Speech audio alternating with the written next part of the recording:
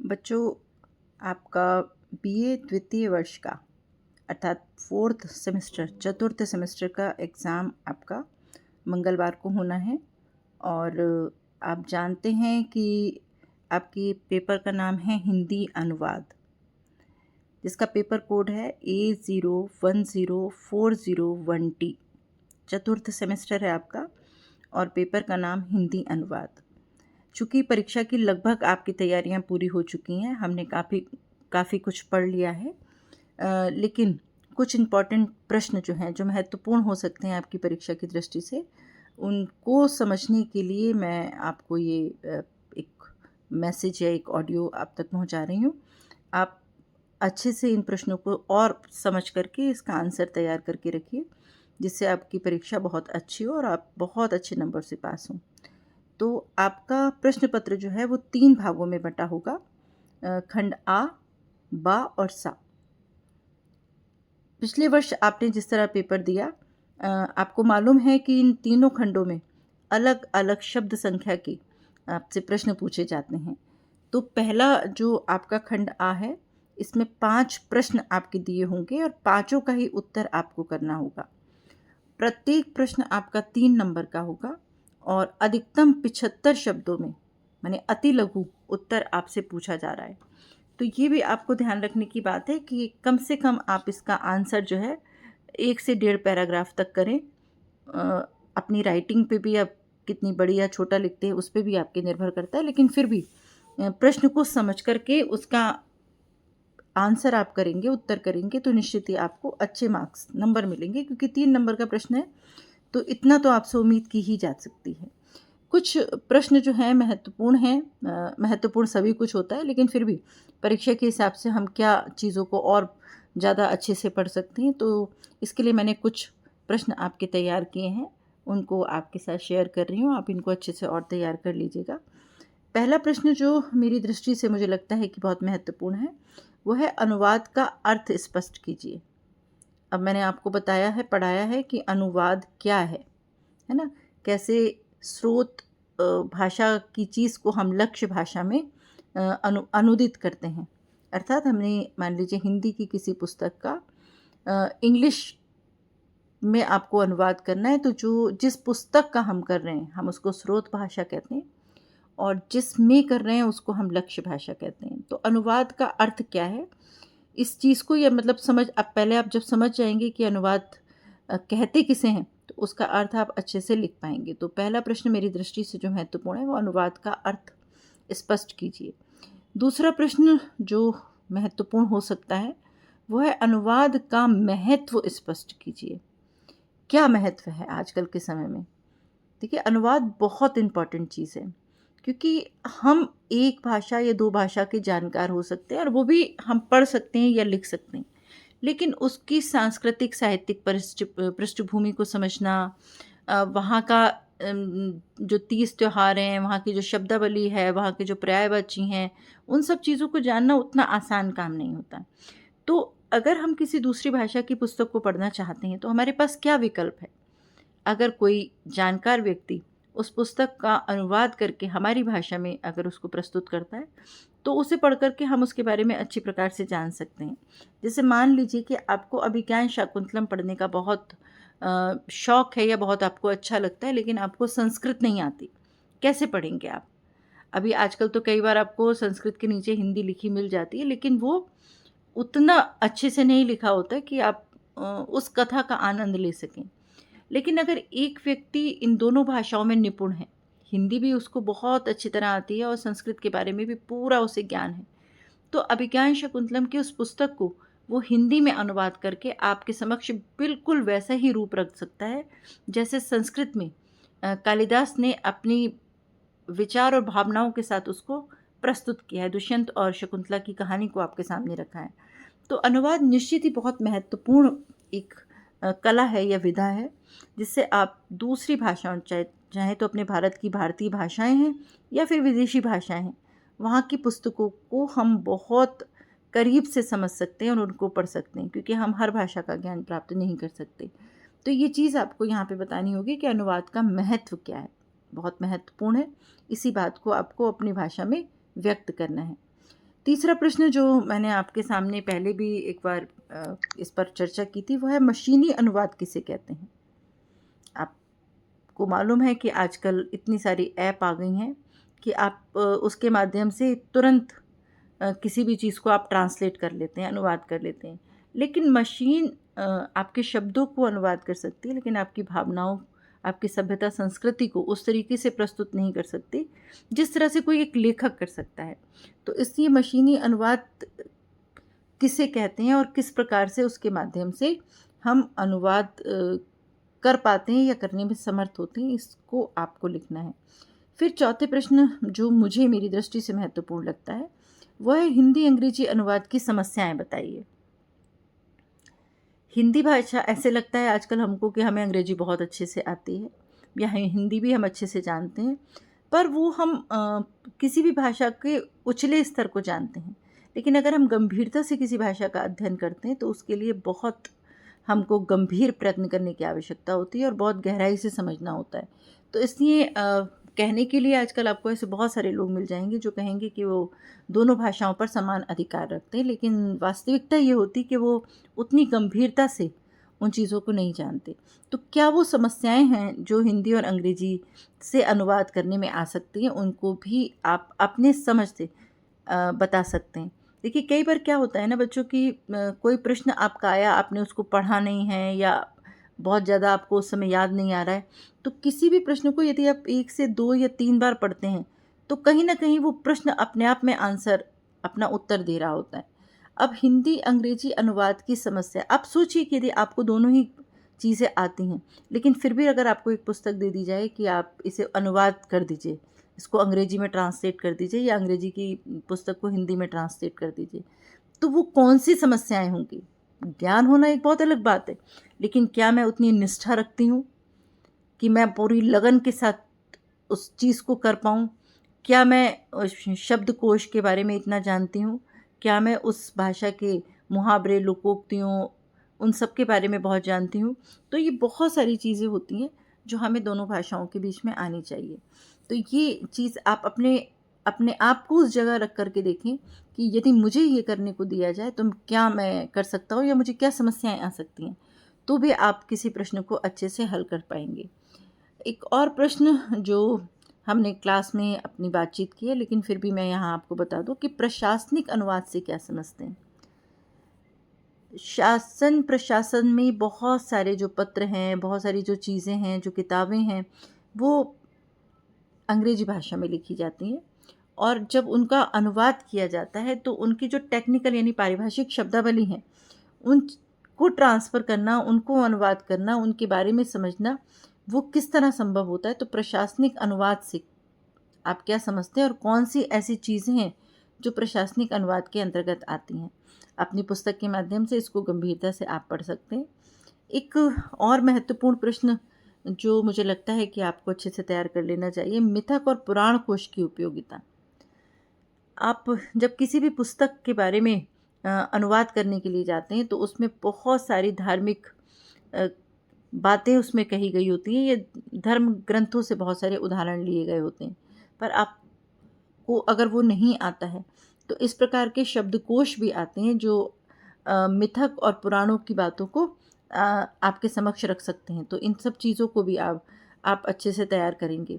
एक और प्रश्न जो मैंने कल ही आपके साथ में क्लास में डिस्कस किया था, सृजनात्मक अनुवाद से क्या समझते हैं ना। कविता, कहानी, लेखन जो है हमारा, उपन्यास, नाटक, ये सब सृजनात्मक लेखन कहलाता है। और इन सब को अनुवाद करने के लिए आपको क्या क्या चीज़ों से की जानकारी होनी चाहिए, ये सभी चीज़ आप लिखेंगे इसके अंदर। विधि अनुवाद क्या है। विधि अनुवाद भी मैंने आपको बताया था कि जो आपके न्यायालय से संबंधित कार्य होते हैं उसमें हम विधि अनुवाद के लिए हमें आवश्यकता होती है। तो ये सारे प्रश्न, लगभग मैंने 8 से 9 प्रश्न आपके सामने रखे। 3 नंबर के प्रश्न होंगे आपके। मेरा कहना ये नहीं है कि ये प्रश्न आने वाले हैं। आपकी पुस्तक के हिसाब से, परीक्षा की दृष्टि से ये महत्वपूर्ण हैं या हो सकते हैं। आपने पढ़ाई पूरी की है लेकिन फिर भी इन प्रश्नों को आप अच्छे से और दोहरा सकते हैं। तो 3 अंक का प्रश्न होगा, 75 शब्दों में आपको करना है। अति लघु ये प्रश्न कहलाते हैं। 5 प्रश्न होंगे, पाँचों ही आपको उसका आंसर करना है, उसका उत्तर देना है। फिर जब हम खंड बा की तरफ आते हैं उसको हम कहते हैं लघु उत्तरीय प्रश्न। उसके अंदर आपको करने हैं 3 प्रश्न आपको दिए होंगे, 2 का आपको उत्तर करना है और प्रत्येक प्रश्न आपका 7.5 नंबर का होगा। तो 7.5 नंबर का मतलब हो गया 2 प्रश्न आपके 15 नंबर के हो गए। अधिकतम आपको 200 शब्दों में इसका उत्तर करना है। इसे भी आप बहुत ध्यान से समझ कर के करिए। मैं पहले भी आपको क्लास में बता चुकी हूँ, दोबारा से आपको बताना चाहती हूँ कि हर प्रश्न जो है वो कई बार भागों में बटा होता है। तो चूँकि ये लघु प्रश्न है, तो इनमें अगर आपके भाग बटे भी होंगे प्रश्न में, तो वो 1 या 2 ही भाग होंगे, क्योंकि 7.5 नंबर के लिए आप पर्याप्त तो 2.5 से 3 पेज भी अगर आप काम कर रहे हैं, 2 पेज का आंसर भी आप कर रहे हैं, 2 पृष्ठ का आंसर भी आप कर रहे हैं, तो वो भी पर्याप्त हो सकता है, क्योंकि आपसे उतना ही प्रश्न पूछा जाएगा। तो इसके लिए भी मैंने आपकी पुस्तक के आधार पर कुछ प्रश्न महत्वपूर्ण समझ करके आपको बताने के लिए लिखे हैं। जैसे एक प्रश्न हो सकता है कि अनुवाद की परिभाषा देते हुए अनुवाद में रोजगार की संभावनाएं बताइए। क्लास में मैंने आपको बताया था कि रोजगार की संभावनाएं कहाँ कहाँ हैं। हमने इंटरप्रेटर की बात की थी, हमने मैगज़ीन, पत्र पत्रिकाएं, अखबार की भी बात हमने की थी। हमने कहा था कि अगर आप फिल्मों में रुचि रखते हैं तो आप जिस 2 भाषाओं को जानते हैं उस भाषा की फिल्मों का अनुवाद कर सकते हैं। मैंने बहुत विस्तृत फलक अब आपके समक्ष है। आपको 2 भाषा आती हैं तो उन 2 भाषाओं से संबंधित जो भी कुछ है आप उन सब का अनुवाद कर सकते हैं। तो अनुवाद किसे कहते हैं, कैसे बना है वो शब्द, उसकी परिभाषा क्या हो सकती हैं, अलग अलग लेखकों ने उनकी परिभाषाएं दी हैं। उन परिभाषाओं को समझिए और फिर रोजगार में अनुवाद की जानकार व्यक्ति, अगर आपने कोई डिप्लोमा लिया है अनुवाद करने के लिए, ऐसे नहीं कि आपको सिर्फ 2 भाषा आती हैं तो आप कर लेते हैं, इसके लिए एक आपको डिग्री की आवश्यकता भी होती है। और अगर आपने वो सब चीज़ें की हैं तो अनुवाद में रोजगार की क्या संभावना है? मेरे हिसाब से बहुत संभावना है, क्योंकि आजकल जैसे हम कहते हैं ना कि पूरा विश्व जो है एक फलक पर आ गया है, पूरा विश्व एक गांव के समान है। हम बहुत अंतर नहीं कर पाते कि अब हम विदेश जाना हमारे लिए कोई बहुत मुश्किल स्थिति नहीं है। तो अनुवाद में रोजगार के क्या क्या अवसर हो सकते हैं ये भी आपको समझ करके लिखना होगा। और अगर आपने ठीक से पढ़ा है, समझा है, तो ये बहुत अच्छी तरह आप इसका उत्तर कर सकते हैं। दूसरा प्रश्न जो मुझे महत्वपूर्ण लगता है वो है बैंकिंग अनुवाद से आप क्या समझते हैं। अक्सर यही होता है, हम पढ़े लिखे होने के बाद भी जब बैंक जाते हैं और हमें कोई वहाँ का फॉर्म फिल करना होता है, कोई पर्ची भरनी होती है, तो हम अगल बगल झाँकते हैं, क्योंकि कुछ ऐसी शब्दावली उन पर्चियों पर, उनके जो फॉर्म होते हैं उस पर लिखा होता है कि हम उसका मतलब नहीं समझ पाते। तो आपकी सुविधा के लिए बैंक में दोनों ही भाषाओं में वो पर्चियाँ, वो फॉर्म बने होते हैं, हिंदी और इंग्लिश, क्योंकि ये 2 भाषाएं भारत में लगभग सभी लोग थोड़ा बहुत जानते हैं और समझते हैं। तो बैंक में इन 2 अनुवाद की क्या आवश्यकता है? अगर हिंदी में लिखा है तो हिंदी में क्यों नहीं लिखा जा सकता, क्योंकि हम हिंदुस्तानी हैं। पर आजकल कुछ शब्द ऐसे होते हैं जो हम हिंदी के माध्यम से नहीं समझ पाते, तो उसको अगर इंग्लिश में लिखा होता है तो हम बहुत अच्छे से समझ लेते हैं, या इंग्लिश में समझ में नहीं आता और हिंदी में लिखा है तो हम हिंदी में समझ लेते हैं। तो बैंकिंग में अनुवाद से आप क्या समझते हैं ये स्पष्ट कीजिए। ये अपने आप में एक बहुत महत्वपूर्ण प्रश्न है और इसको भी आप अपने हिसाब से बहुत अच्छे से आंसर कर सकते हैं। फिर विधि अनुवाद से आप क्या समझते हैं। विधि वही न्यायालय की बात है, न्यायालय में भी अलग प्रकार की शब्दावली का प्रयोग होता है, तो उस पर भी आप अच्छे से चर्चा कर सकते हैं और उसके बारे में पूरा आंसर आप लिखेंगे। अधिकतम 200 शब्दों में आपको लिखना है, तो अपनी हैंडराइटिंग के हिसाब से 2-2.5 पेज, 3 पेज, जितना भी आप लिख पाएँ उतना आप लिख सकते हैं। एक और प्रश्न जो महत्वपूर्ण है, बहुभाषिक समाज में अनुवाद की आवश्यकता पर प्रकाश डालें। बहुभाषिक समाज, देखिए अब कई बार ऐसा लगता है ना, कोई शब्द ऐसा आ गया जिसका अर्थ आपको एकदम समझ में नहीं आ रहा, तो आप घबरा जाते हैं, अरे ये तो बड़ा अजीब सा शब्द है, मैंने पहले कभी सुना नहीं, देखा नहीं इसके बारे में। लेकिन आप 1 से 2 बार अगर उसे पढ़ते हैं तो वो खुद में अपने आप आंसर निकाल रहा होता है शब्द। अब देखिए बहुभाषिक समाज, हम भारत में रहते हैं, बहुत सारी भाषाओं को बोलने वाले लोग यहाँ पर रहते हैं, क्योंकि भारत में ही अनेकों अनेकों बोलियाँ और भाषाएं बोली जाती हैं। तो एक ऐसा समाज जहाँ पे तमिल, तेलुगु, मलयाली, मराठी, हिंदी, अंग्रेजी, संस्कृत सभी कुछ तो बोला पढ़ा समझा जाता है। तो ऐसे समाज में अनुवाद की क्या आवश्यकता है? बहुत आवश्यकता है। मान लीजिए कि आप किसी तमिल लेखक को पढ़ना चाहते हैं और आपको तमिल भाषा नहीं आती, तो आप कैसे पढ़ेंगे? लेकिन कोई एक ऐसा व्यक्ति जो वहाँ की भाषा भी जानता है और हिंदी भी जानता है, वो उन पुस्तकों का अनुवाद करेगा और आप बहुत ही आसानी से उस पुस्तक का अध्ययन कर सकते हैं। या आप मराठी की किसी पुस्तक को पढ़ना चाहते हैं या आप तेलुगु की किसी पुस्तक को पढ़ना चाहते हैं, तो बहुभाषी समाज है, बहुत सारी भाषाएं बोलियां बोली जाती हैं यहाँ पर, और उनकी धर्म ग्रंथों को, उनकी पुस्तकों को पढ़ने के लिए हमें अनुवाद वाली पुस्तकों की आवश्यकता होती है। कोई भी सामान्य व्यक्ति, मान लीजिए मुझे मराठी साहित्य का में रुचि हो, तो मैं मराठी और हिंदी 2 चीज़ें पढ़ लें, लेकिन अगर मैं बाद में कुछ और पढ़ना चाहूँ तो मैं कब तक और क्या क्या चीज़ें पढ़ पाऊँगी। उन बोलियों को सीखना, उन भाषाओं को सीखना इतना आसान नहीं होता। तो इसलिए बहुत आसान है कि यदि कोई जानकार व्यक्ति उन भाषाओं में हमें अनुवाद करके देता है या अनुवाद के माध्यम से उस भाषा का जो प्रसिद्ध साहित्य है उसको अनुदित करता है, तो हम उसे आसानी से पढ़ और समझ सकते हैं। तो ये प्रश्न है आपके कई, इसके अलावा और महत्वपूर्ण प्रश्न कई हो सकते हैं, पर इन 3-4 प्रश्न जो मैंने आपको बताए, इनमें से आपको मतलब जो भी प्रश्न आपके आएंगे उसमें से 2 उत्तर आपको करने होंगे और 3 ही अधिकतम प्रश्न आपको दिए होंगे। ये खंड बा है और जो 7.5 नंबर का एक प्रश्न होगा और अधिकतम 200 शब्दों में आपको इसका उत्तर करना है। इसके बाद खंड सा आता है जिसमें 5 प्रश्न दिए होंगे, विस्तृत उत्तरीय प्रश्न हैं वो, और 5 प्रश्नों में से 3 प्रश्न आपको हल करने, जो 15 अंक का एक प्रश्न है आपका। इसमें बच्चों कई सारे प्रश्न हैं जो बहुत महत्वपूर्ण हो सकते हैं। मैंने आपको एक बार क्लास में बहुत ही एक महत्वपूर्ण प्रश्न पर चर्चा की थी कि अनुवादक की गुण, दायित्व और अपेक्षाओं पर प्रकाश डालिए। अनुवादक की क्या क्या गुण होने चाहिए, अनुवादक के अंदर क्या गुण होने चाहिए, उसका दायित्व क्या है, जिम्मेदारियां क्या हैं और उससे उम्मीद क्या की जाती है। तीनों शब्दों का अलग अलग अर्थ है। देखिए, मुझ में क्या गुण होने चाहिए, मेरा दायित्व क्या है, मतलब मुझे किस तरीके की जिम्मेदारियों का निर्वहन करना है, और आप मुझसे क्या अपेक्षा रखते हैं कि मुझे कैसा काम करना है। तो ये 3 प्रश्न हैं, और जब 3 को अलग अलग तरीके से आप बांट देंगे तो 15 नंबर का प्रश्न बहुत आसानी से आपका हल हो जाएगा। पहले आपको बताना पड़ेगा अनुवादक कहते किसे हैं, अनुवादक की क्या परिभाषाएं हैं, अनुवादक किस तरह काम करता है, फिर उसके गुण पे बात करिए, फिर उसके दायित्व पर बात करिए, फिर अपेक्षाओं पर। अपेक्षा कोई दूसरा व्यक्ति करता है, उम्मीद करना।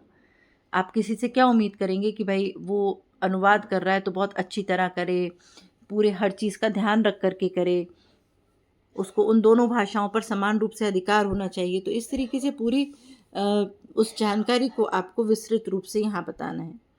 फिर एक दूसरा प्रश्न तो इम्पॉर्टेंट है, महत्वपूर्ण है, वह है अनुवाद की परिभाषा बताते हुए वर्तमान समय में अनुवाद का महत्व बताइए। आज के समय में, इतनी भागदौड़ वाली ज़िंदगी में, जो हमें किसी भाषा पर अधिकार करने में बहुत समय लगेगा, इतनी फुर्सत, इतना समय नहीं है कि हम किसी भाषा को आसानी से सीख लें।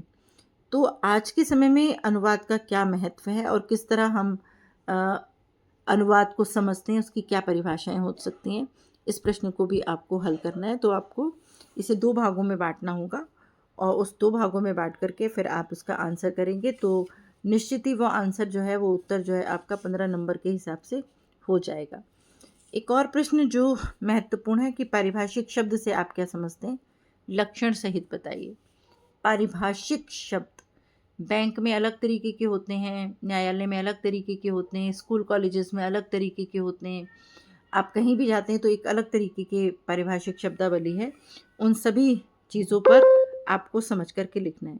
तो ये कुछ प्रश्न आपके महत्वपूर्ण हैं, मैं आपको भेज रही हूँ, और आप इन्हें अच्छे से पढ़कर समझ करके आप इनका प्रश्न तैयार करेंगे। आपको आपके अच्छे पेपर के लिए बहुत सारी शुभकामनाएं।